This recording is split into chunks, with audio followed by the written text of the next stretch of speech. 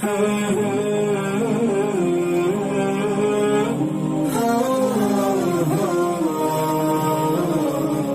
شیر محمد صاحب رحمۃ اللہ علیہ، آپ کا ایک مرید تھا جو ایک سکھنی پہ عاشق ہو گیا۔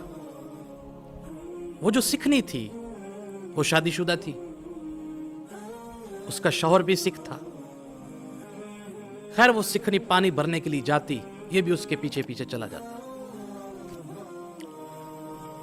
ایک دن سکھنی نے کہا کہ آج میرا شوہر شہر جائے گا تو رات کو تو میرے گھر میں آنا۔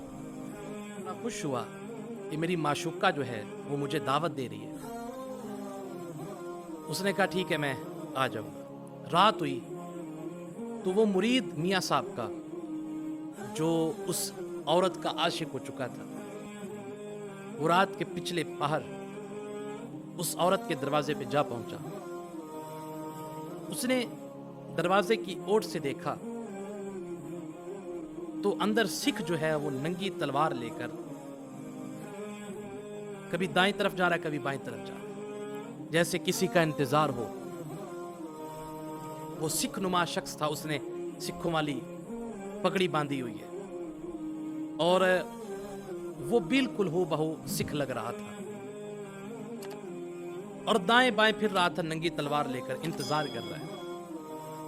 جب اس نے وہ منظر دیکھا چونک اٹھا، یہ میری محبوبہ ہے یا میری دشمن؟ مجھے مروانے کے لیے بلایا؟ اگلا دن ہوا تو پھر وہ ملے آپس میں۔ اس عورت نے کہا کہ تو رات کو آیا نہیں، میں تیری ساری رات انتظار کرتی رہی۔ اس نے کہا تو میری دشمن ہے، تو تجھے مجھے مروانے کے چکر میں تھی۔ میں رات کو آیا تھا لیکن تیرا شوہر وہ صحن میں ننگی تلوار لے کر پھر رہا تھا۔ اس نے کہا میرا شوہر شہر گیا ہوا ہے اور اس نے 3 دن وہیں پہ رہنا ہے، یہ ہو ہی نہیں سکتا کہ وہ صبح جائے اور رات کو واپس لوٹ آئے۔ اس نے کہا آج پھر آنا۔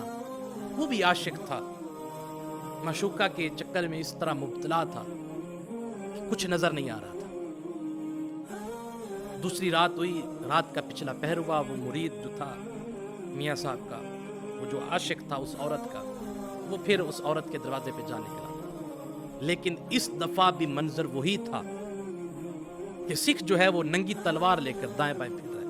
وہ پھر واپس لوٹ گیا، کہا یہ میرے دشمن ہے۔ اگلے دن پھر ملاقات ہوئی، اس نے کہا تو آیا نہیں؟ اس نے کہا میں آیا تھا، تیرا شوہر ننگی تلوار لے کر پھر رہا ہے۔ اس نے کہا تیرا دماغ تو ٹھیک ہے۔ اس نے کہا خیر آج میں دروازے پہ خود کھڑی ہو جاؤں گی اور میں خود تیرا ہاتھ پکڑ کے تجھے اندر لے کے جاؤں گی اور میں تجھے بتاؤں گی میرا شوہر گھر میں نہیں ہے۔ خیر وہ عاشق اس کی اس بات پہ بھی راضی ہو گیا۔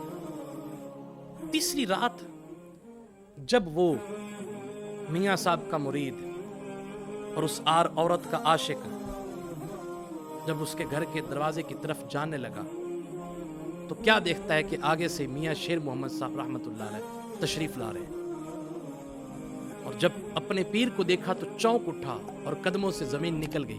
کہا حضور آپ؟ میاں صاحب فرمانے لگے او کملیا واپس چلا جا، میرے سے روز روز سکھ نہیں بنا جاتا۔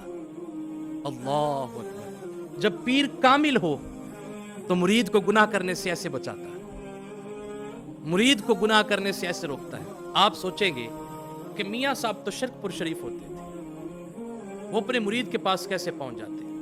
اگر آصف بن برخیا 1 ماہ کی مسافت سے تخت لا بھی سکتے ہیں اور تخت کو حضرت سلیمان کی بارگاہ میں پیش بھی کر سکتے ہیں، وہ سفر 1 ماہ جانے کا 1 ماہ آنے کا، اگر حضور علیہ الصلوۃ والسلام کے غلام کی یہ شان ہے تو آپ اور میں سوچیں کہ میرے حضور کے غلام کا عالم کیا ہو۔